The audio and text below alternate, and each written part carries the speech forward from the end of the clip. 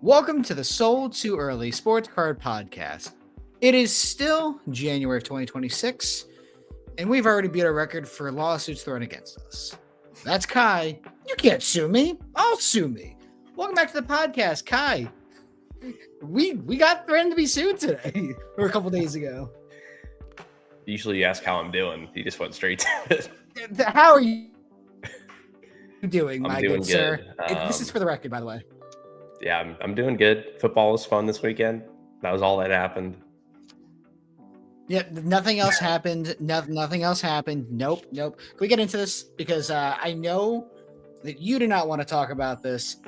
I spent some time today and literal money today on this because I am very petty, and I'm going to make sure we get this early in the podcast because that's when most people listen. Jason Metz, your underdog sports cards, you're a piece of shit. You threatened to sue Kai. I jumped in to defend my friend, and then you fucking threatened me. How dare you? And I want to make sure that this is very clear.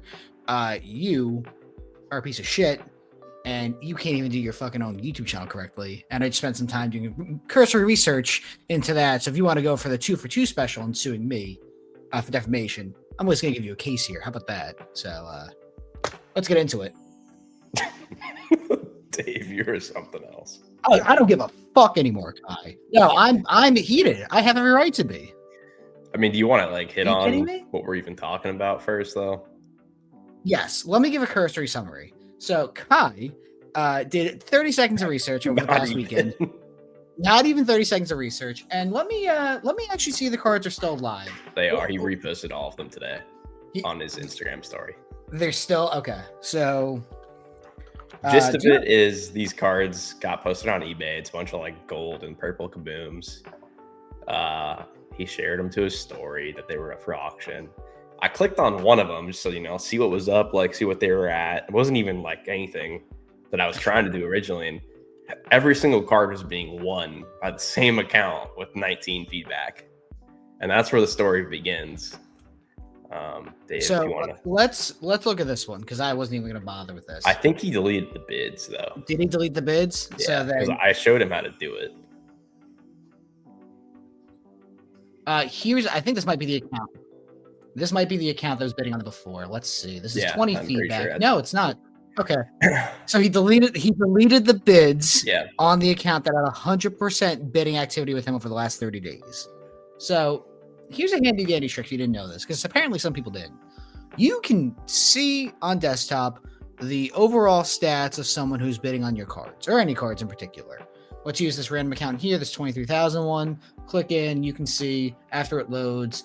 In the past 30 days, they've bid 2,392 times across 2,000 items and no activity with this account. Or it's so little that it doesn't even correct. matter. This is a real person bidding. They have a real history. There is no shaky, funny business here. Now, and I will put this on screen because I'm petty enough to actually remember to edit this episode. The account in question had 100% bidding activity with Jason's account, Jason's cards. That is not slander. That is factual. There's the proof right there for you. So, yeah, something shady going on there, something questionable. Kai does 30 seconds of research, posts that. Jason comes after you, and then I jump in because I don't stand for that bullshit, and then he threatens to sue you and I after I tell him that I'm not going to sell my table in Dallas anymore, and I am only going to escalate situations. And that's why we're here today on Monday, ready to escalate a situation further. To clarify too, this bid activity percent is how this person bid 2,000 times on eBay. The amount of bids that were on this one user's items, that would be the percent. So what we're talking about is this guy's only ever bid on Jason's cards, nothing else ever on eBay. In the past 30 days. In the past 30 days, yeah. So I want to see if I can find it real quick. I have the screenshot on my phone. It was 46 total bids, 17 items across 100% bidding with Jason's cards. So you can make of that what you will. That is, at the best case, suspicious. At the worst case, it's shilling cards. And then it comes out later in the story that Jason's employee was the one bidding on the cards. Jason directly said, this is who's bidding on them. And yeah, at the best case there, you're committing fraud and being negligent and not understanding what your employees are doing. At the worst case, you throw a 21-year-old under the bus and shield your cards. Or and not to mention the kid is like trying to defend the action of what he did. Listen, you know what? I don't have anything to say beyond that for the kid working for him. Because he's still 21 is an adult. You can go to war, you can die, you can have a beer, whatever else, how horrible, you can go gamble. But like, you are still relatively young and you did fuck up. But I'm more concerned with the 30-something-year-old. I think he's 30-something-year-old. Probably throwing a child under the bus, in my opinion. Yeah, no disagreements. So now here's the research I did. So make sure you clip this for the court if the court allows it. If this can be seen as evidence, of course, because I'm going to get sued, of course. Also, I don't know if we mentioned this, but this person was also like winning every single card. It wasn't just like a random bid. The auctions were like 4 or 5 days left at the time when this happened. Even still, you can see this card has 3 days left. So it's probably 4 or 5 days left. These shield bids were winning the auctions. Of course, they were pumping up the price. I can't tell you where they were bid up to. Obviously, the bids were removed after we called it out. Go figure, obviously. But anyway, so here's my research. This is Jason's YouTube channel. This is something that you should be aware of. 82,000 subscribers, 99 views. Now, here's the thing that Jason probably doesn't know. Kyle, I'm not even sure you remember this. I have over a decade of experience on YouTube. I worked for brands like BMW, Lego, and major brands across the board. I literally was hired by BMW to manage their YouTube channel because I'm so good at what I fucking do. Google literally used my work as the baseline and gold standard for automotive brands. I'm a fucking expert in this. This account obviously bought followers, bought likes, and bought comments. I'm going to show you that. So make sure you pay attention. We have here just a random video that Jason had. This is a $40,000 grade reveal.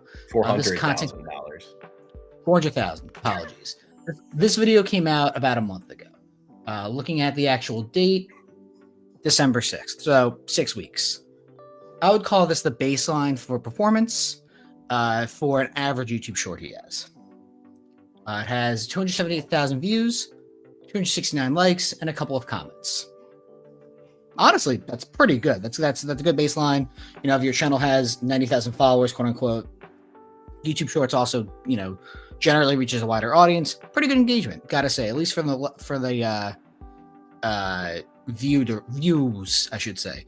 Likes is low, comments is low. That kind of gives you a barometer of like what the channel actually probably does have in terms of reach and engagement, but you see that. We have here, this is the largest viewed video on his channel. If I can quickly see what his total channel stats are. I think I have it over here. So he has 9.3 million total views across his channel. This is from a platform called Social Blade. This is a resource I use to be able to identify channels and opportunities for channels. It also just gives you a general barometer of like how a channel does. This video itself has 2/3 of the total views of his channel as of right now. 81,000 likes, 51 comments. Very interesting. Look at the comments. They're trash. These are nothing comments. These are not anything engaging. These are people not actually watching the content. In my opinion, of decade experience on YouTube, these are bot comments. This is clearly bot comments, in my opinion. Now, are you saying like a bot as in purchased or like bot? Both. He bought these comments, and these are bots. These are not real human beings. The likes is probably bot. I can't confirm that. I mean, this is a viral video.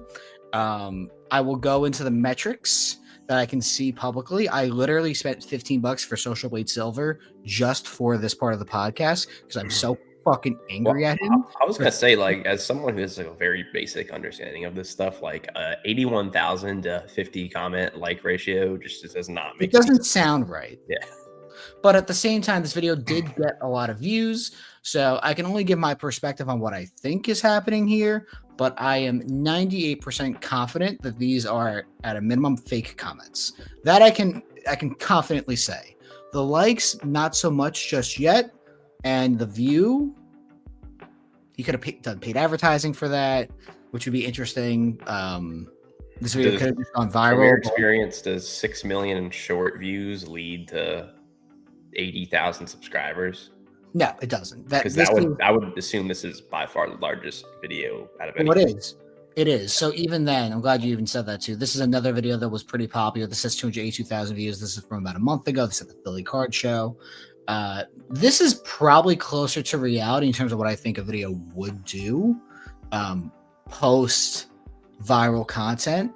9,500 likes, 10 comments. This even feels more real, but even then looking at this quickly, these are also fucking bot Not a comments. single real comment besides that last one. Yeah, the last one. So it's at the best case sad. At the worst case, I don't understand it. But this is just a cursory glance. This is someone who clearly just cares about the image of themselves and nothing else. But at the same time, if his image is that, then why are you threatening to sue multiple people? We are not the only two people he's ever threatened to sue, which is really funny. I'm probably the only person to actually call him out on it, though. All right, let's get into the nitty-gritty details of it. This is data, and this is something I excel in. So, already off the bat, I could have kept this for free, but I wanted to pay for the $15. I'm going to cancel after this just for the love of the game here. Because you piss me off that much. You can... Kai, you're a smart kid. Does this look fucking normal to you? Now, is that possible that that's when the Big Short came out, or does that not line up with that? So I checked the dates, and I'm happy you said that as well. This video, the viral video, the 6.3 million views, came out on November 29th. And if I look at the date of like when they came out, the first 24 hours, 100,000 views. Okay, this is possibly viral content. First 7 days, 280,000 views. Now, the first 48 hours of a content being launched, Kai, is the most important for YouTube optimizations and for viral opportunities. Jason did not get fucking LeBron James retweeting this video. There's no reason why it should have gone beyond this number. And then it just naturally trends up to a severe degree. This is highly questionable in my decade of expertise. If it was this gradual growth, I believe this to be real. Because think about it, in the first 24 hours, if this is YouTube Shorts content, and we can even go back to like his channel itself. Hey, even this one, this is a great example actually. This content came out on December 7th, and this viral one came out on November 29th, so 10 days apart. You can even see here, this is generally the trend of content. It gradually goes up over time. It doesn't fucking all of a sudden spike. And here's another piece of confirmation too, in my opinion, this was bot views. It stays about the same after December 5th. Or December 22nd, I should say. You can see all of a sudden just starts spiking randomly around December 8th. And then it just flattens. Yeah, I'm assuming if it was a trending video, continue to go up. Gradually, there's peaks and valleys. So if it was a piece of viral content, it can easily go up and explode all the way up even more. Or it would at least like keep getting views, right? This is showing that it literally got no views after that date, right? Correct. So like after December 22nd, it stopped really getting views. It's gotten 1,000-ish views in a month, which is interesting to me. But if you look at the other YouTube Shorts, 23,000 views, 15,000 views, 13,000 views, 19,000 views, 29,000 views, 21, 1.3, 12, 95, 38, 179, 251. Doesn't that seem kind of fishy there? Like, does not sound correct? If this is someone whose content was growing in popularity, it would have continued to be a little more gradual, not just like these 10 videos here, 5, 10. Yeah, these 10 videos, 11 because 6.3 here, but then like 46, 35, 16, 81, 24, 15, 56. These are not small amounts, but at the same time, if your content is going viral, it's a little unusual, That right? jump, One more, go down a little bit. The jump from 600 to like when you start one more right there. yeah, That's a 563, crazy jump. 642, 55, 13. Doesn't that like not sound correct, even without getting into the details just yet? Now, YouTube Shorts is a little more finicky. I can give you that. That's a very fair thing to say. But even then, we looked at the video that went viral. The comments don't make sense. The likes feel light in a way, but also maybe not based on the engagement we're seeing. This feels closer to reality. But at the same time now, why are we stopping here with growth? And let's look at probably a piece of content that is not fake in terms of views. I have not checked this video yet. It's 81,000 views. I have no idea.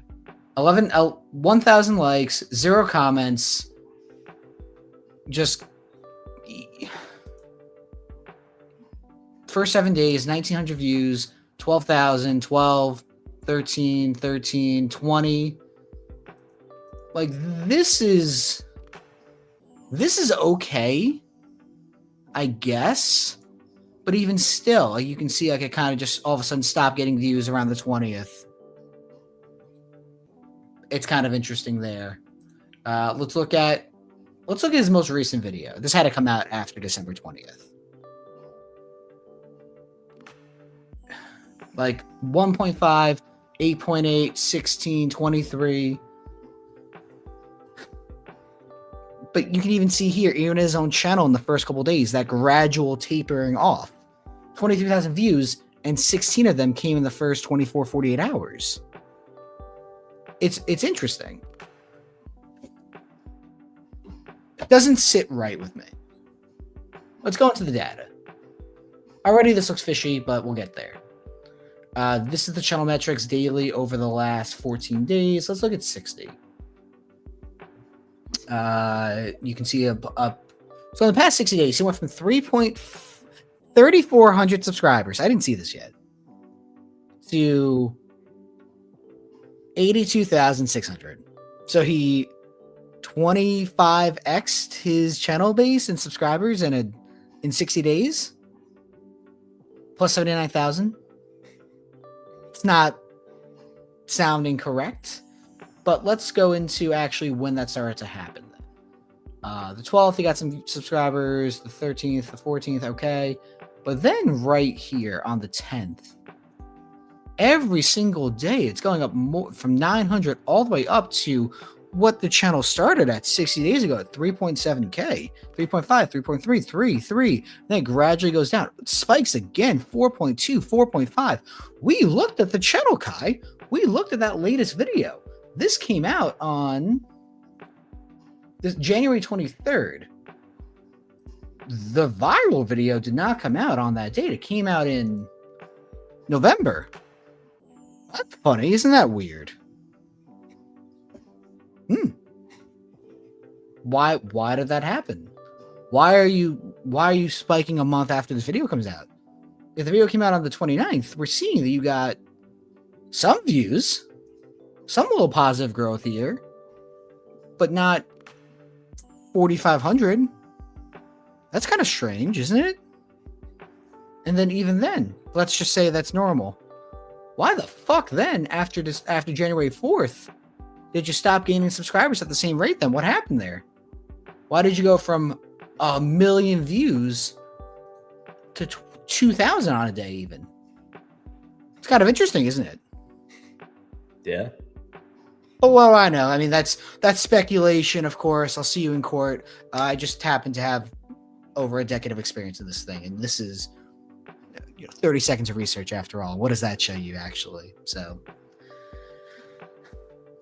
yeah, no, I have every right to be annoyed at how Jason treated you. I don't fucking stand for that. And then I am an escalator. I don't back down very well. And I did ask him to apologize to you. He did apologize to you after threatening you, and then I never answered him. The moral of this story is there will be a Dutch auction held for a Dallas table. Are you paying for it? Are you the one? Are you going to cover the cost? I said the Dutch auction. You're getting it all. Okay. Are you going to make sure that I'm made whole in the event that it goes for a number that I'm not happy with? I can set a shield bid. Okay, great. There's the main. Thank you for getting to the takeaway for me, guy. I appreciate you finally. There's no rules against shield bidding on tables. Listen, the most valuable asset I own is not my house. It's not my wife. It's not my dog. It's 3 tables in Dallas, Texas, in Allen, Texas, in my name. The amount of DMs I got about the situation were 75% laughing at him and 65% also being like, LOL, hey, wait, can I buy that table too? Yeah, I'm not surprised. You fucking fiends, man. You do not stop. I really think you should Dutch auction it. It's a hilarious idea. I don't want to, though. I am keeping the table in March. I don't expect Jason to say anything to me. If he does, I will laugh at him. And I have backup if needed. Nothing's ever gonna fucking happen. And if it does, I will laugh even harder. I'm not afraid of confrontation. I have been threatened many times in sports cards, and I am not afraid of confrontation there. Shockingly, there has not been a fist fight yet with me. Another idea, you could razz it off $100 a spot, 100 spots. Okay, we're gonna do that. We're gonna do that one. That's a great idea. Yeah. But then I also have to donate some of the money, quote unquote. And I donate $5 from a nonprofit or whatever the fucking parameter is. What? Do you not know? Nonprofits don't actually donate money, Dave. What? I said you don't donate money. No, it's okay. It's a nonprofit. It's fine. Don't Does it actually make you donate money? No, I don't have to donate shit. What are you talking about then? If I razzed it, then I would say I'm donating a portion of the money to a charity, so that people feel compelled to join the Raz more. Purple Kaboom charity. No. I donate to some. I donate to a shell company kind that donates the money, and it's actually just you. Oh wow! Boom. Now we're playing with portals. Yeah, boring week though overall. Yeah, totally. Nothing exciting happened at all this week. I don't know what you're talking about. Yeah. Yeah. Facebook had a field day with this. Oh yeah, Facebook banned Jason from Old School, which is honestly Jason's probably the big winner there. Frankly, Old School has turned into fucking trash. But there were at least 2 or 3 different posts across Facebook about the situation, and I think what happened ultimately was this was kind of like the firecracker that set everything off, because there's a lot of stuff that I've heard, which I can't speak to because that is slander, and I have no concrete proof of it, or at least a lot of smoke to a fire, I should say, involving him. And people will deal with you if you have money, and clearly he has some money. Where it came from, I can't speak to. So he will be tolerated up until he's not. And he's been in cards for a year, apparently. So he will probably be out of cards in 2 and fucking selling sneakers or NFTs or whatever the next thing is if cards ever took a dip. Yeah, feels like that's probably like 40% of people that deal on high-end cards right now.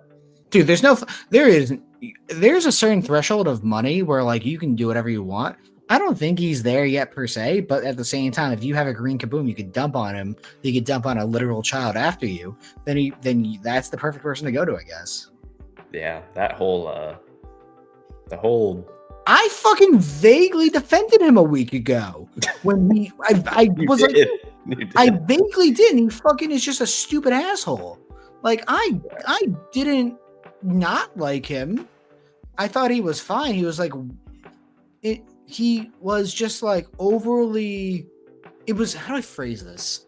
You have a friend who like anytime like they ask for a minor inconvenience, like they want like about your house and they want a water, or like they want or need something, like, oh listen, I'm so sorry, but like can you do this? Like overly apologetic to like where you feel kind of like bad for them. Yeah. That was him in real life, and I'm just like, dude, it's fine. You're fucking paying me money for this. I don't care. Like, whatever. But I don't know if that's just like a facade, if he just is, I don't have a good read on him, and I didn't anyway. And I don't really fucking care that he ripped the kid off from the green kaboom if they sold it right away and the kid was like, "Oh fuck, fuck everyone who's talking bad about this guy." Like, more power to that kid. And I didn't really care that he ripped off a child. It doesn't mean anything to me. I'm never gonna get over the 10-year-old recording that video. The 10-year-old is my hero. I love that kid. That kid is great. Yeah. But like, I didn't really care. It didn't matter to me. I care when he fucking threatened you. And he like once he went after you, I'm like, all right, yeah, fuck this guy. I'm gonna burn this bridge down and like laugh at the fire I've created. Because then it's like, you got caught, man. And then you have the nerve to, in my opinion, make it personal. Yeah, I mean, it's basically just like fuck around and find out, like we talked about. Like, it literally was fuck around and find out. And like, he scared you into taking down the post. He empowered me. And that's kind of where it went. And I'm excited to see probably on Thursday if I get a text from him or he calls me.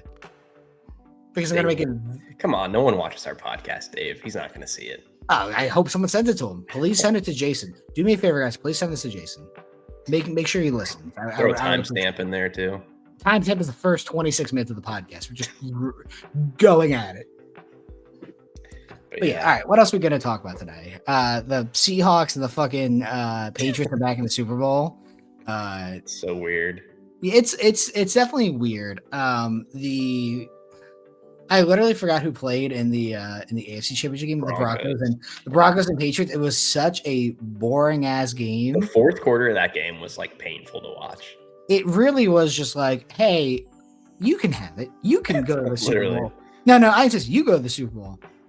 Like, Stidham came out, threw a deep ball, and like, it was the first drive of the game. It was awesome. Like, I was like, all right, cool.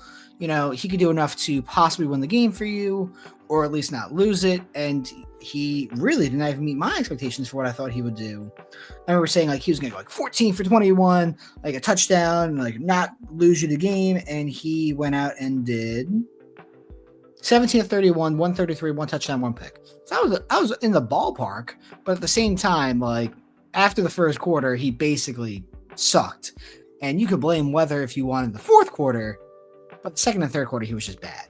I honestly feel like it probably was a lot of the. I mean, May wasn't very good either. Like, no, but at the same time, you can't blame the snow except for the fourth quarter.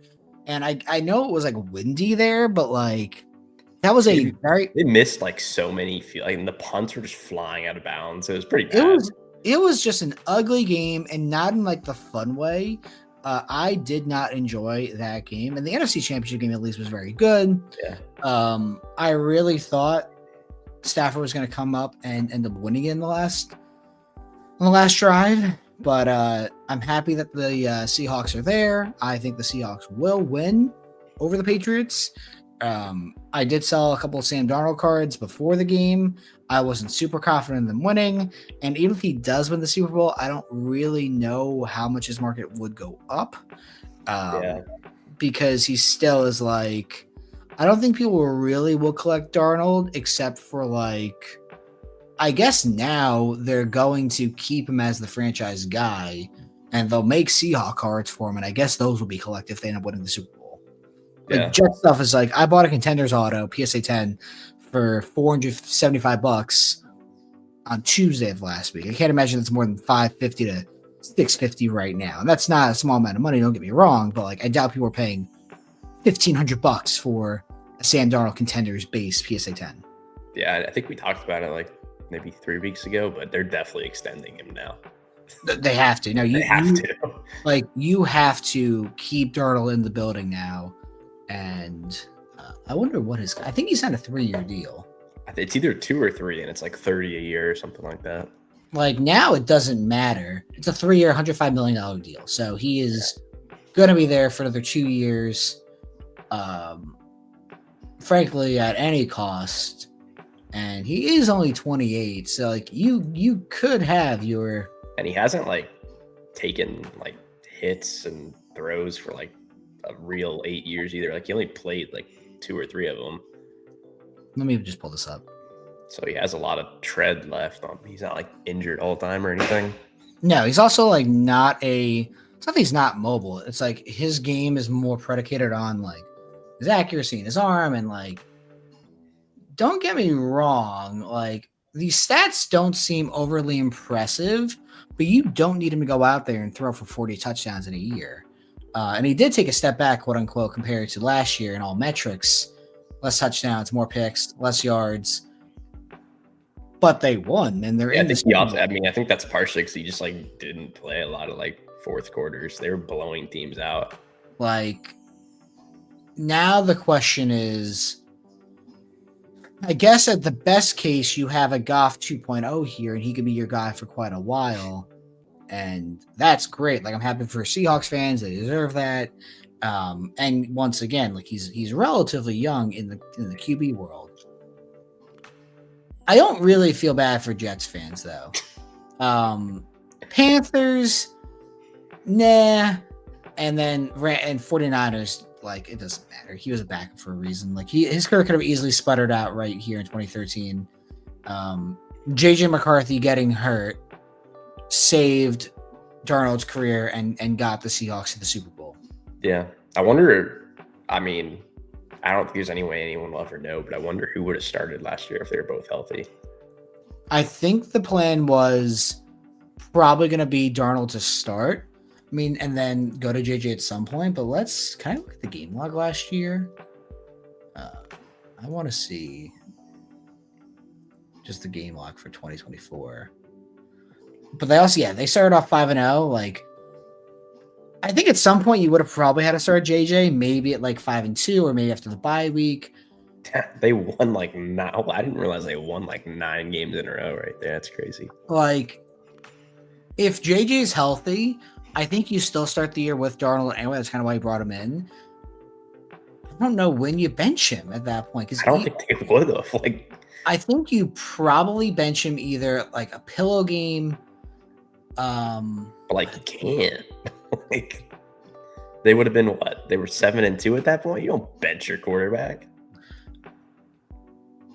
The argument I would make there is like Alex Smith and Colin Kaepernick when that happened, like now this point over a decade ago. If you don't believe that Darnold could have kept his play up, but I don't know. I don't really.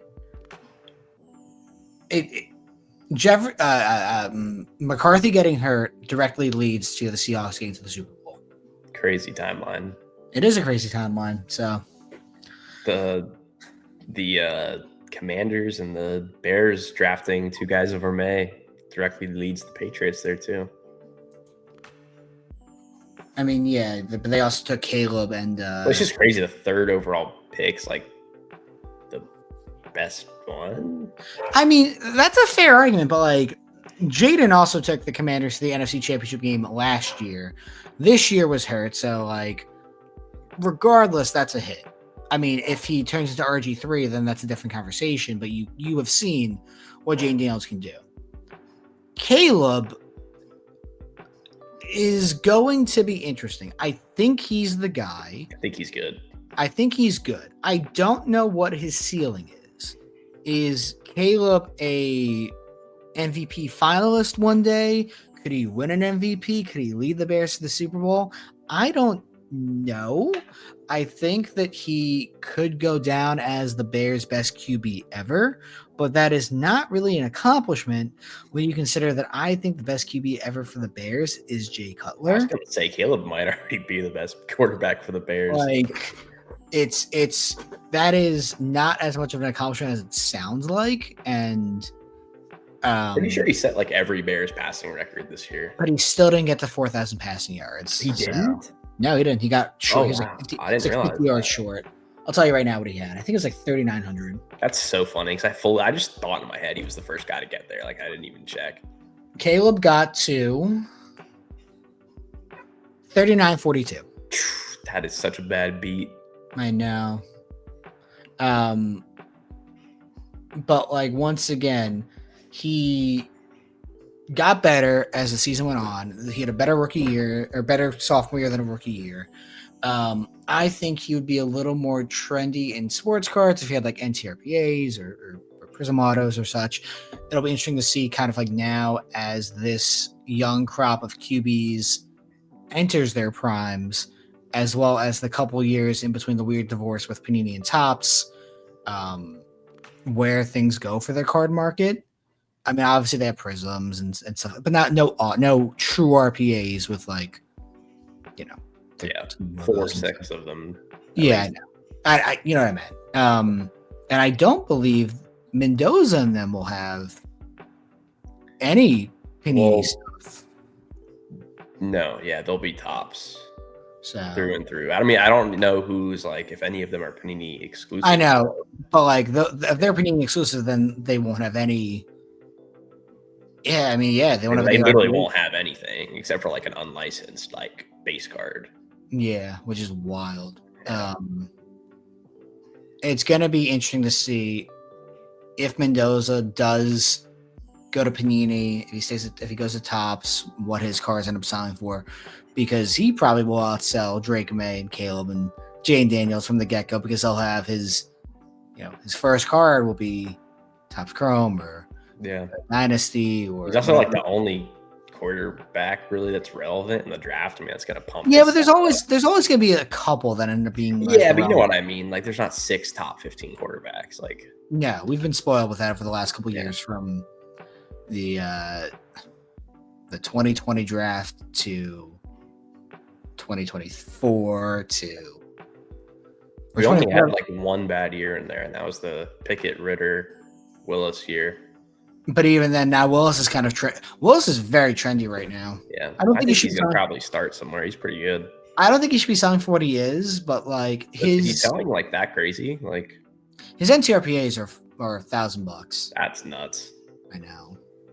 Like, that's kind of why I'm still on the AR train, only because of the fact that, like, while I don't think he's good, I do think you need to put out 1 or 2 game tapes of decent play and then be a free agent. And he should be able to do that, whether it's early in the year next year or late in the year. Like, he would have started once Daniel Jones got hurt. He didn't fucking, hit himself in the eye with the rubber band thing, whatever they're called. Can you get a Darnold RPA for the same price as a Willis RPA?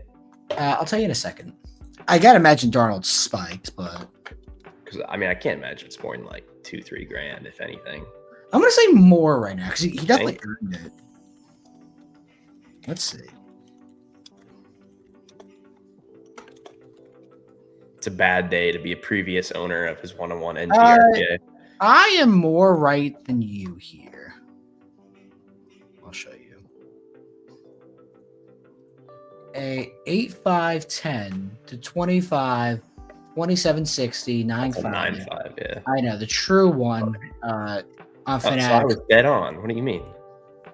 Well, you said like $2 grand. I said like $2-3 grand. It's $2 grand. Okay. But there's also an 8.5.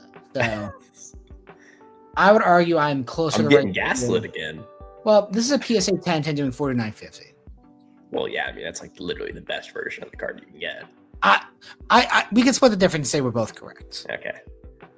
We can split the difference and say it's kind of crazy that Malik Willis almost sells for them as much as the Super Bowl quarterback.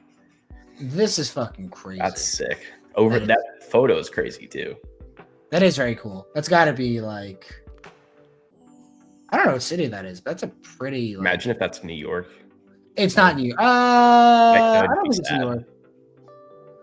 I don't know what city that is.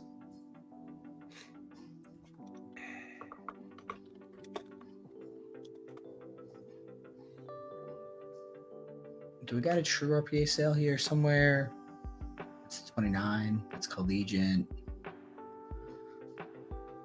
675, number 25.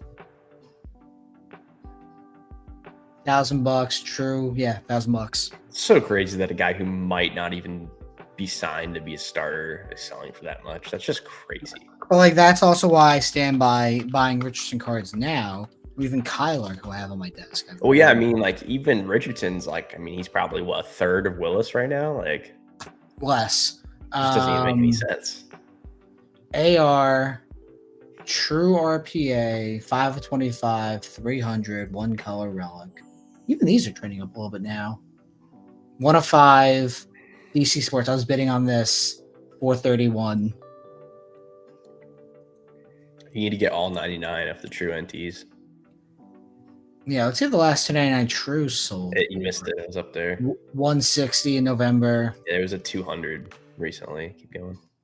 Oh, there it is. Yeah. Fuck it. What's the worst thing that can happen? I lose $50. I lose $75 buying his shit. Like, I really think you should get all 100, Dave. I'm working on it, but like also like there's some flawless ones right there. These were 125 each. Yeah, those are good buy. I like those a lot. I'm shocked they were actually that cheap. You would think that I would have thought they'd be a little more. That's nuts. That was probably like a $3,000 card. I overpaid technically for these. These are to what is this? To 15? But this is to 10. It's a sapphire, and to 25 the gold. That's so Fuck nuts. it. Who cares? And the highest price ever was $18.50 for. I thought they would have been more than that. I'm surprised. Well, this looks like it was shill. It's $13.75, $13.25, minimum $1,000 card. Oh, you know what the issue is? I think they came out after like the next year, and he was sucking already. Wouldn't shock me. I think that's what happened there. I have nothing to lose by just buying a QB that. First off, I think he's ass. I want to make that clear. I do not think Anthony Richardson is a good QB, but I do know how the industry thinks, though. And I'm making sure I buy like the correct ones. Like the only thing that I own of him, and I have more downstairs and like in my PSA vault. The only non-rookie I have, which I've talked about before, is AR. Also, we're pumping cards like Connor Griffin out here. Yes. Whatever. Yeah. Number one prospect if you didn't know, if you couldn't read. Of course. So yeah, the only one that I own of him that's like not a rookie is the Eminence 101 Auto, because what, $30,000 box? Some shit like that. So I might as well have like this is second year. But gold, tie-dye, PSA 10, and then jersey number flawless with a 9.5 downstairs, so contenders cracked ice in my PSA vault and more shit. I'm gonna keep buying. Fuck it. It doesn't matter. Well, I mean, it's funny because like you think like what's the worst thing that can happen? And it's like obviously you get hurt, whatever. Worst thing happens like he gets arrested, your card goes up. He plays good, card goes up. Like he gets signed. He doesn't play. He doesn't play. The card goes up. Either he gets traded. The card goes up. He still has that one gasp of air left. The quarterback has. I think I'm going to disagree and say he has more than a gasp of air because I look at like Trey Lance. Don't tell me Trey Lance cards sell for a lot again. So AR sold for $200. I don't know these are. Don't tell me this, Dave. Oh no.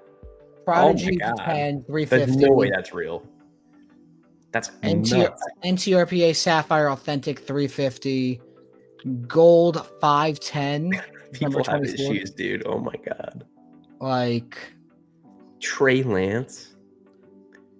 I thought we were over this. Crossover $100. Here's Dave, the last. I'm gonna have to give you an S grade on your buys compared to this. True RP at a 99, PSA 9, $500 in October. Like, I look for market inefficiencies, and I do not think he's good. But at the least, I think, like, what the fuck are we doing here? Does it really matter? And same thing with Kyler to a very small degree, because Kyler being more selective on. At least this is like a flawless dual rookie patch auto. Kyler is at least fine. He should theoretically be on like a different team next year. I weirdly think they're gonna keep him. I would be kind of shocked if they kept him the way the year ended, but fair enough. True RPA, is this a true? No, the true's horizontal that year. Okay. Oh, there it is. That one, yeah. 9.5. I assume 10, but I can't. No, it's an auto, but still, $900 in October. So it's probably down to like 700 in that range, probably. If that's sold again. Wow, you should work for card ladder value, Dave. That's what it said. That's funny. 1 of 1 doing 3120.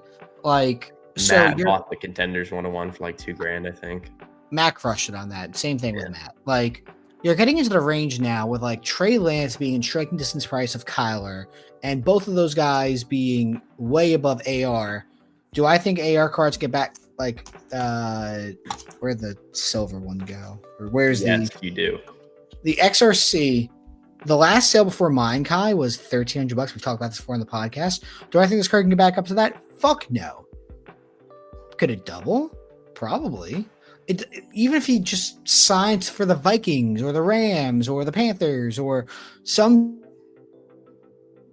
team where he could theoretically compete, if he rides the bench next year coming up, which is entirely possible, it should still trend up gradually anyway. He's not going to be out of the NFL at 23 years old, 24 years old. Like, someone's going to want to take a chance on. They're taking chances on Trey Lance. Like, it doesn't. That's my logic to it, at least. Yeah. Yeah. I don't know. I will keep buying backups. Lane and I were having this conversation this morning. You and I are also, I think, in the same boat on another very. No, like, unironically though. I thought you totally disagreed with me on this. No, I do not think he can be a starting QB in the NFL. I do want to buy some of his cards. I didn't say he'd be a starter. I said he'd get a chance to start. What did you write? I think those are different things. I think getting a chance and being a good starter is a different thing. I want to see what you actually said. Please. You said, for the record, I believe my quote was that he'll get a chance to start for a good team next year. Late night thoughts. I think Will Levis is going to get a shot next year to play for a good team. No. That is what you said. I disagree with that entirely. When he gets traded to the Vikings, you heard it from me first.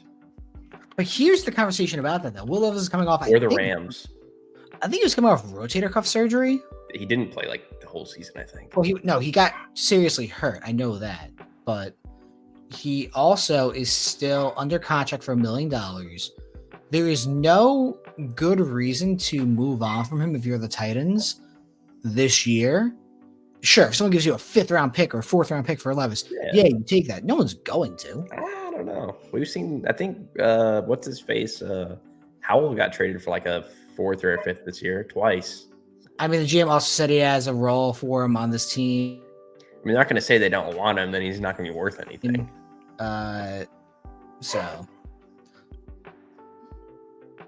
No, I know. I think it's possible that Levis plays a couple games this year. I mean, it's not shocking if Cam Ward got banged up because the Titans are terrible. I don't think Will Levis is necessarily good, but you could make the argument that he will get another chance in the NFL to compete somewhere, but he'll also be 27, 28 possibly. I don't know. He didn't really show enough. He was never like terrible. He wasn't good. He wasn't good, but like there are some clunkers in there, dude. Bad game, yeah. The rest of them, like visually, don't look that bad though. No, but at the same time, this is when we bought Mason Rudolph. Elaine and I, we made a killing on it. That was a great time, dude. Mason Rudolph's like the depths of hell. But it's that. Well, no, he's not. He's not an NFL starting QB. I think what it comes down to for like, there's two types of backups, obviously, in the NFL. There are the potential, if we can unlock him, he could be X, Y, and Z. And then like guys who probably will get into coaching at the end of the day. Like Kellen Moore was not an NFL QB in the fact of like he could dot you up or make all the throws on the field, but he obviously was like a very smart QB you wanted in the room, and he's the coach of the Saints.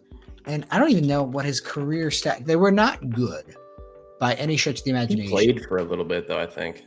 He played 3 games. Yeah, 4 touchdowns, 6 picks. So like making every throw is not even accurate either. But how long was his career? 5 years. If he really wanted to, I'm sure he could have kept going and been like a 3rd QB somewhere. But he also immediately got into coaching, and he was literally the Cowboys QB coach after he retired immediately. And then meteoric rise, offensive coordinator, QB coach, like after retiring as like a 20. Those who can't do teach is a great adage. Yeah, Davis Webb's the same thing right now too. He just literally beat me to it with Davis Webb. Like the Mike Kafka, he sucked, but he's a good coach. Mike Kafka is a card collector as well. I bought off him in the past. It's very cool. Those QBs who like understand all the fundamentals of the game, but can't maybe make all the throws they need to for one reason or another, can have long NFL careers. Or you have the potential plays like a Trey Lance and an AR. And who's another good example of a guy who got, I mean, Ryan Leaf is an example, even though he's a head case. He got like 3 or 4 chances, obviously. I'm trying to think of like really just potential base guys who never showed anything. Marcus Mariota. Mariota probably could be a coach as well. I got to imagine like his usefulness outside of last year, for a couple of years there was nothing. So the point I'm trying to make is that a lot of QBs end up being NFL coaches one day, or at least coaching in the NFL. Yeah, I mean, shit, Phillip Rivers, but he was good. Well, also, you want to go back to just dog shit, David Show? No, David Blau, that's his name. He was the he just got hired. Backup. He just got hired. For another example, this is the offensive coordinator for the Commanders now. He played from basically 2019 to 2022. Was not a good NFL QB, but once again, coaching career. 1 year or so after Lions, Commanders, assistant QB coach, now offensive coordinator. QBs are great. If they are intelligent, they can diagnose the defense. Maybe they can't make every throw. They end up being pretty good coaches, and like those are a lot of examples we just named there, dude. Of like, you know, not middling QBs, but QBs who could not excel as an NFL player but can excel as coaches. And then there's the ones who, you know, could do anything on the field if they could just figure it out. Oh, Justin Fields is another example. Justin Fields is not an NFL QB, but he will continue to get chances, I imagine, because if you can unlock Justin Fields, you probably have the potential of a top 5 QB. If everything went right for Justin Fields, I think that dream's dead, Dave. He will get another shot in the NFL. I do not think Justin Fields is good. I don't think he will. I think he's done. As a starter, at least. That is correct. But someone will continue to take a chance on him. It wouldn't fucking shock me if the Giants did. If John Harbaugh thinks like, oh, great, I have another guy who's similar to Jackson Dart or something like that. They're not going to pay him $10 million a year like the Jets did. I think they gave him more than that. I think it was a 2-year, $20 million deal. Maybe it was $30 million. Maybe it was $15 a year. But like, no, that is. I don't think Justin Fields can read an NFL defense. I don't think Justin Fields has a future in coaching. I thought you were going to say, I don't think Justin Fields can read. He can't read the field, which is ironic given his name. But at the same time, he does have potential. And I think if he went like the Terrell Pryor route, if Justin Fields is willing to be like a gadget player, Taysom Hill, yeah. If you could install 15 plays for Justin Fields, like 10 on the goal line, 5 like midfield, and like just like make things happen, you have a 6'3", 227 player who ran a 4.5, who can throw. Allegedly. Never seen it before, but it's there. I ran a 4.46 in the pre-draft. Okay. Who allegedly Michael Penix ran faster than that. That's very funny. Like, who allegedly can throw. I would sign that immediately. I would make him my goal line option. Fantasy owners would fucking hate me. He would probably have like 5 touchdowns across like 10 games. I'd be like, this is great. Like, this is just another piece of the offense. Didn't the Giants do something like very similar at the beginning of this year with Dart? They would sub him in to run. I think Dart played like 1 game like that. They were like, why the fuck are we doing this? I just remember someone did it in the NFL earlier this year. They were subbing in like a young quarterback to run. I think it was Dart, but I don't remember. It was only 2 games, so it was 2 games. They did 1 rushing attempt, so I guess it could have been Dart. I think on this play he got blown up, if I remember correctly. I don't remember this game at all. Maybe it was Milrow. I think that would make more sense because I'm thinking of Milrow because I think he did some really stupid play and like fumbled or something. I vividly remember watching it. Yeah, he fumbled there. Yeah, I thought so. In October. that is a tough thing for an NFL player to understand. Of course, like they listen, fucking the random ass 7th round pick, or even no, I'm sorry, even the undrafted free agent guy who will never make an NFL roster and like probably can't make a CFL roster was still the greatest kid in his Pop Warner, was the greatest kid in his varsity, probably has his high school field named after him, and was at least enough of a standout in college to be even considered for the NFL. These players are still world-class athletes, and for them, for the first time probably ever, to be told you can't do what you've been training your entire life for, can you do this instead, or that is probably really difficult. I can't relate to it, but those who can, like, you know, the David Blau's, the Mike Kafka's, the those QBs who then get into coaching right away understand I can't compete like this, but I can teach it like this. You know, I guarantee you that the most talented 64 players who play QB in the world are not all active NFL QBs right now, excluding Tom Brady. I have a hard-hitting question to tie this together. Sure. All things equal, tier of card, you know, what kind of card it is, the value, all that. Would you rather right now buy Fernando Mendoza or Justin Herbert?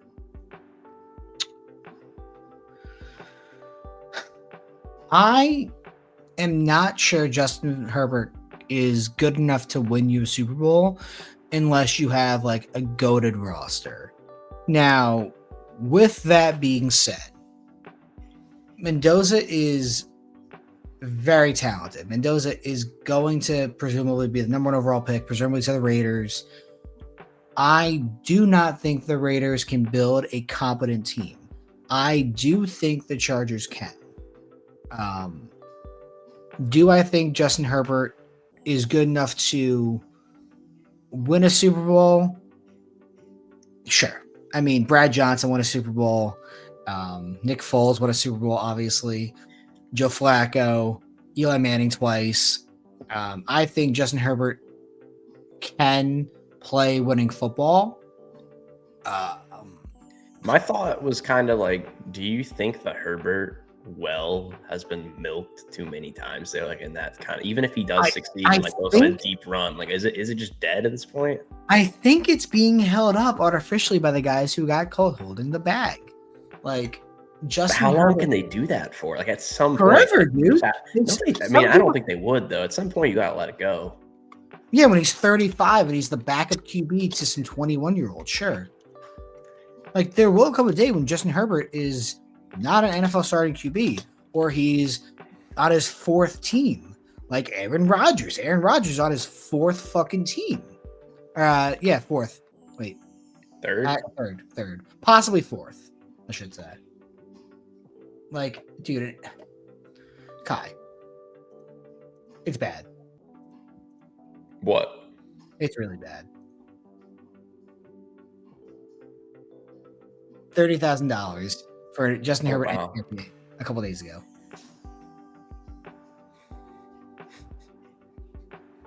It's being held up by the people who got. He's never won a playoff game, right? Correct. And he's what, 27, 26, 27, 28, somewhere in there. He'll be 28 next year. He's gonna be 28. Never won a playoff game. Fine to good regular season quarterback. In sort of injuries a little bit, nothing crazy. Offensive line's never been great. Has always had great weapons. It's never been an issue. Has always had decent coaches. I don't know. I just think the well's dry at this point. I just don't see the well is not dry because people are still want to pay $30,000 for this card. It should not be $30,000. Oh, fully agree. I mean, you could buy. Like, you just saw the player who is making the Super Bowl, who is the same age roughly as him. Same production the last few years, if not better. Like, yes, this is an 8.5, but if we want to do that argument, like, here's a raw one for $15,000. Yeah.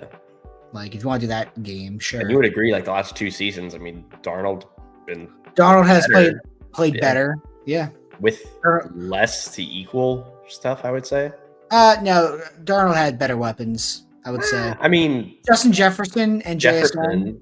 I mean, it's not like the Chargers have slouches, though. No, I'm not. But they had a rookie Lad McConkey, and then Lad McConkey again, the corpse of Keenan Allen, Quinshon Judkins, not Quinshon Judkins, Quinshon Johnson. Yeah, I got it mixed up for a second. Good running backs. I mean, yeah, obviously not maybe the same upper echelon, but like the point still is though, like Darnold has reached the mountaintop. Same age too, right? I think they are. Darnold's 28. Yeah. Darnold has reached the mountaintop. Darnold is about to play in the Super Bowl. Herbert's card is 7 times more. He's chilling at home for a month now. Yep. Same age, worst team. Same age. Here's the age argument. Yeah. Worst team, similar players. If similar coaching, if not better coach. I would at a minimum put Darnold and Herbert in the same tier right now. Yeah, fully agree. It's very interesting. There are market inefficiencies. What about Burrow and Herbert? What would you think about that? Burrow. I agree. Jeho. $23,000 there for that's like the cruddy one too. It's actually crazy. Midnight, 11 grand. True RPA, 8, 10, 20 grand. These are being held up artificially, dude. Yeah, and has he had a winning season? I think they had one winning season since they went to Super Bowl, right? 1 or 2 maybe.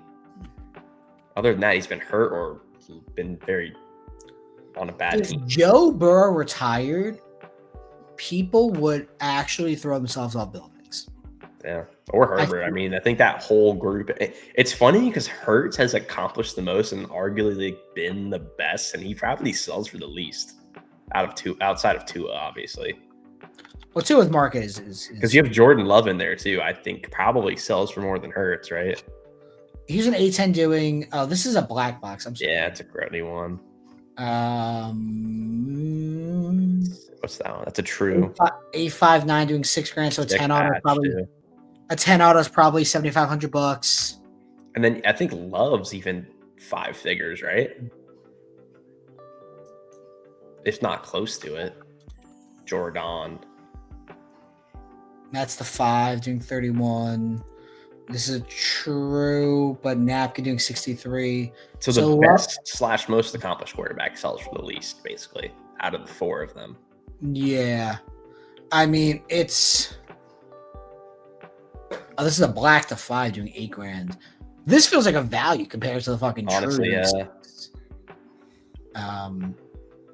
It's just crazy. It doesn't make any sense. It makes sense, but like the understanding I have here now is that Jordan Love is actually a decent value at this price than Herbert or Burrow. Oh, let's end with probably the person who's gonna get really hurt the most in Josh Allen. $45,000.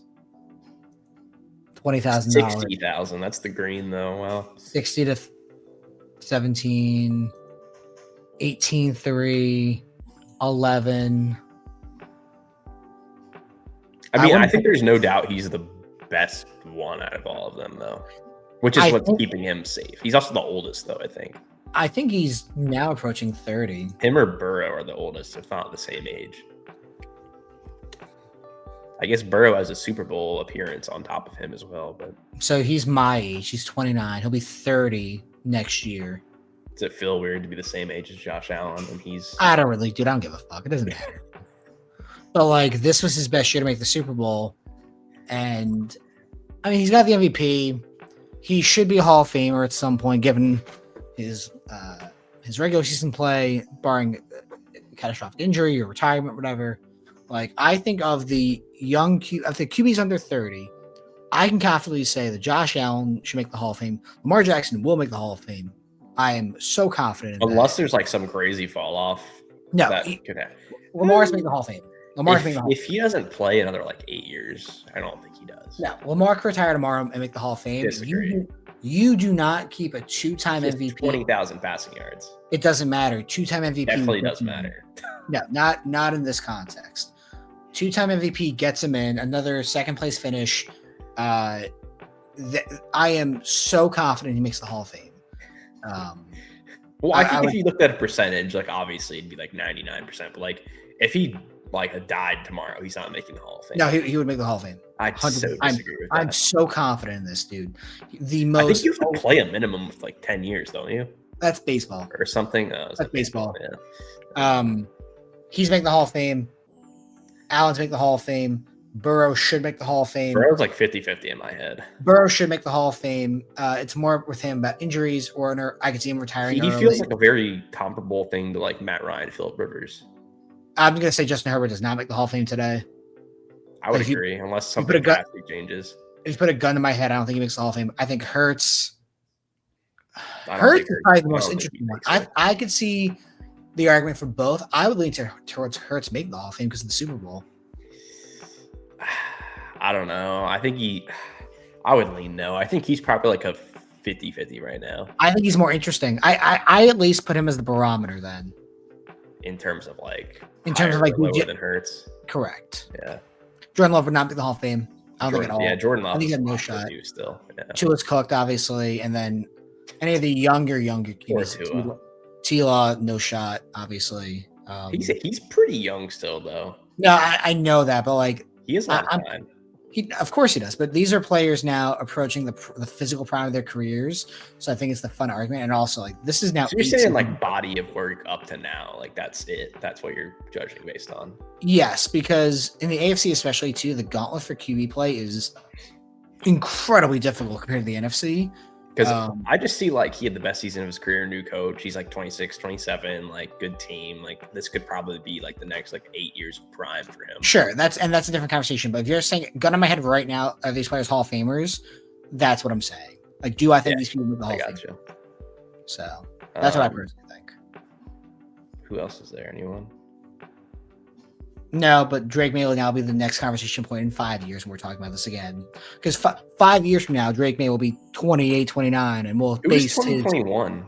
2021 is for some reason I can't think of that year. Is that the Mac Jones one? Yes. That's why I can't think of it because they all suck. Well, there's T Law, Zach Wilson, Trey Lance. Yep. Fields. Yeah. 5 years from now, we'll be having the same conversation about the Drake May group, and then people coming after Mendoza, all the other guys, Cam Ward, Dart, whatever. May will obviously have the strongest case based on what happens in the next week. If he wins MVP, which is entirely possible, or if he wins the Super Bowl, like that, it's just about like keeping up a level of play. That'd be very hard to keep out of the Hall of Fame if he goes for Super Bowl and MVP in the same year, regardless of what happens after second season. Yeah, that's very difficult. For the Patriots, too. Or, at the worst case, as I drop something, then you have a Donovan McNabb situation, which is sad. Yeah, I always liked McNabb. We'll end on this, because otherwise we'll just keep going. McNabb, in his second year, made the Super Bowl with second MVP and lost to the Patriots. No, he didn't even make the Super Bowl. I'm sorry. He lost in the divisional round. There was a year he made the Super Bowl with the Eagles. Oh, it was 2004. I'm sorry. But I was almost right there. I didn't realize I didn't realize he was there for that long on the Eagles. Yeah, he was a great QB for quite a while there. I always remember him on the Redskins. I don't know. That was 1 year. That's also you're pretty young compared to me, so like I remember those fucking early and mid 2000 teams and stuff. All right, I'm gonna go. Kai, anything else you want to touch on? No. Get ready to be served. All right, this is gonna sound weird. This is 2 days after we recorded the episode of Sold So Early You Saw. We didn't touch on something that was very important. You go figure. Kai and I get into a football conversation for 40 minutes after threatening to get sued.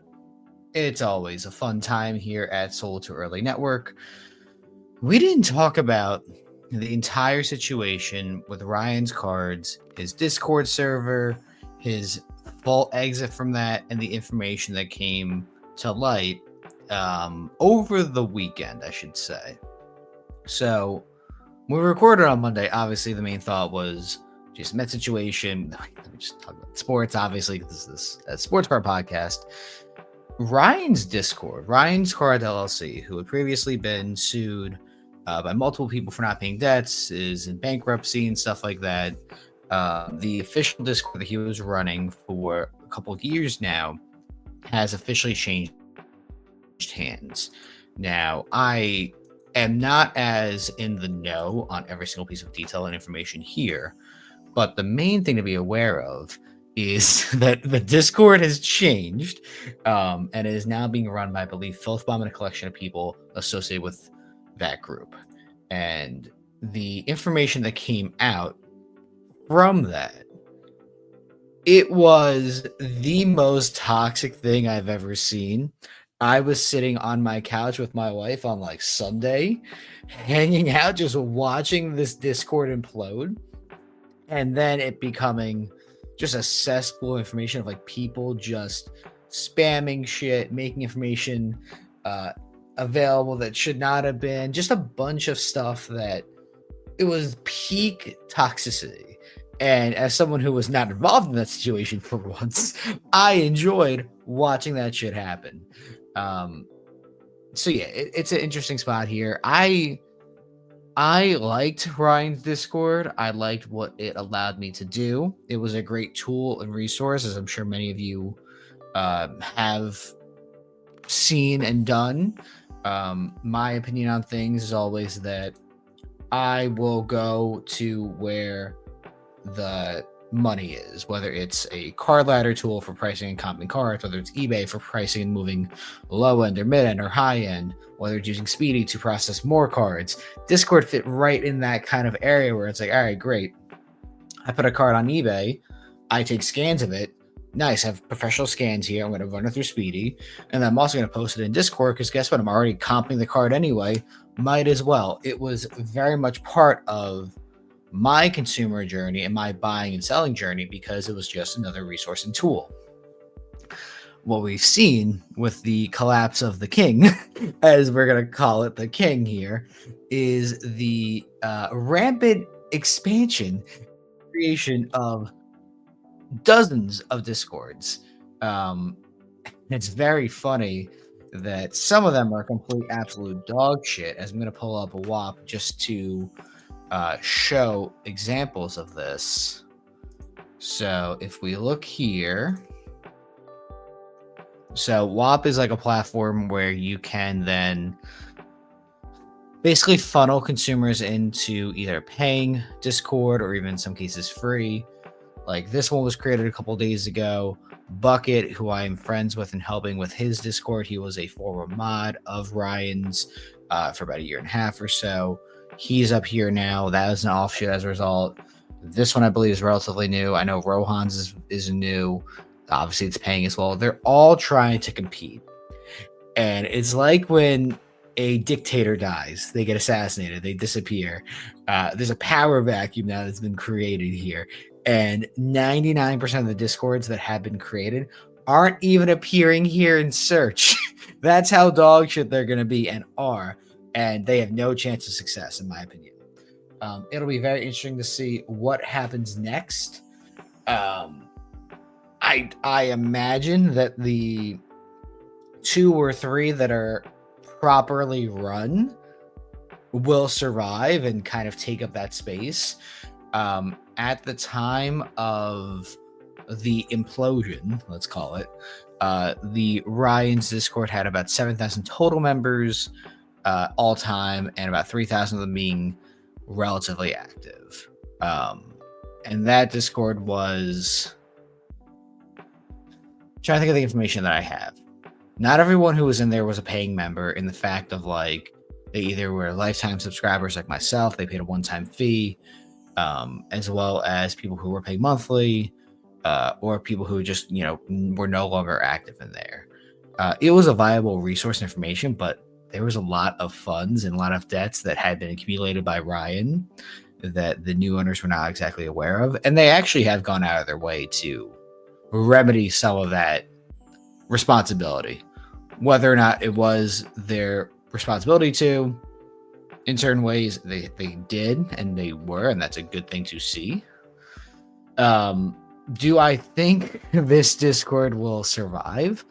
I don't know. And a lot of people do not like Filthbomb, who is at least I would call the face of this. There are partners in there who are not as involved in social media, I should say, or don't have as much presence as they do. What I have seemed to learn is that a lot of people do not like Filthbomb, which is kind of fucking wild. I don't have an opinion on them. I really don't. I don't care. But what they do have is a huge allocation of people. And what I mean by that is if I was running Filthbomb, if I was in charge of this, what I would do is I would ban any and all repackers within my Discord that I spent money for immediately. Because I'm a piece of shit. No, that's beside the point. No, I would actually do that. I would make sure that I had my team of hooligans in the Discord when people were buying and selling cards, and making sure that I was buying them directly. Because then you think about the lifespan of a card, a decent card, let's say a perfect repacker card. Let's say it's three to $500. The card gets hit in a Topps or Panini product. It's expensive, but it's not expensive enough to be PC for life. It goes and sells at a card show, let's just say hypothetically, or even online. It doesn't matter for this instance. And through the workings of either buying and selling in card shows or online, it eventually ends up in a repack for someone. Guy hits it. He's not a fan of the card for whatever reason. Maybe he's on Discord. Maybe the person he sells the card to after he buys in the repack is on Discord. Filthbomb buys it. Filthbomb puts it in their repack. It goes back into the cycle again, that ecosystem of cards continuously changing hands, being bought, being sold. And you also now have a captive audience base. They're paying $20 a month for a Discord, and you have your buyers and they're buying, frankly, any and all decent cards. You are eating your cake. You're having your cake and eating it too. That's the saying. It took me a second there. Like, do I think that's ethical? Fuck no. Would I still do it? Yes. That is, unfortunately, genius financially from a business perspective. You have a captive audience paying $20 a month for a service that you now partially own. I would kick anyone out who was a repacker that you were aware of, and then identify them as time goes on, and have your goons in there buying stuff and building your repack, selling it back to your captive audience, growing it like that, including any and all QR codes or information or such. If they are such a large breaker, include a QR code, include a promo when you do something. That's a very easy way. Is it the most effective way? No, but you're going to need to somehow get people involved in there and want to be in there. Give away a spot per break for free. Fuck it. It doesn't matter. You own it now. It's a $20 gamble for someone per month if you give that away for free. But if you buy 1 or 2 or 5 cards from them while they're in there, or they sell 1 or 2 or 5 items, maybe they'll stay forever, and then you have a paying subscriber. What? Like, is that ethically correct? No. But is it unfortunately how my brain would think about that type of thing? Yes. And I don't necessarily know what they're going to do. I think they're going to really struggle with the audience that currently exists in this Discord to keep people, first of all, just vultures around in general, just trying to pick off anyone with, dude, the amount of DMs I got from people trying to get a $3 referral code. But guys, please join my Discord. Please join. I need join, please. Dude, it's pathetic in one way and hilarious in another, because if you tell me to do something out of spite, I'm going to do the opposite. I'm not going to join you if you send me an unsolicited DM of whatever the fuck it is, a group break, a Discord. Hey, follow me here. I'm not going to do it because I am spiteful. I am. I'm the worst kind of person for that. And that's how I think about things. But yeah, I do see the 30, 60, 90-day breakdown kind of being like them going full on damage control, them trying to get their base into this Discord, and it probably being a shell of itself. It's not going to go up in flames. It's not going to disappear forever. They're not going to. They spent well into the six figures across the total asset of the Discord for it. They're not going to just let it die. They're going to get people in there and buying and such like that. There will be people in Discords like Buckets, who was the mod, or was the head mod for Ryan. There's other ones like Rohan's and Rambro and stuff like that. I don't see them going anywhere. Like, it's so funny. I guarantee you that at least 5 of the Discords that have been created since this happened have already gone defunct, either due to scammers, fraud, or something in between. I would guarantee that in the 72 hours, 108 hours since this kind of shit show happened, I'd put any amount of money on that. But yeah, I wanted to come on and talk about that. This has been an interesting week. I expect to see Jason texting me again about negative things I said earlier in this episode, but we kind of proved our point then. And yeah, we'll see what happens. So hopefully next time you see me, I'm not in an orange jumpsuit. And if I do, orange is the new black, and I'm wearing black shirts. I'll see you guys next week, hopefully from the confines of my house.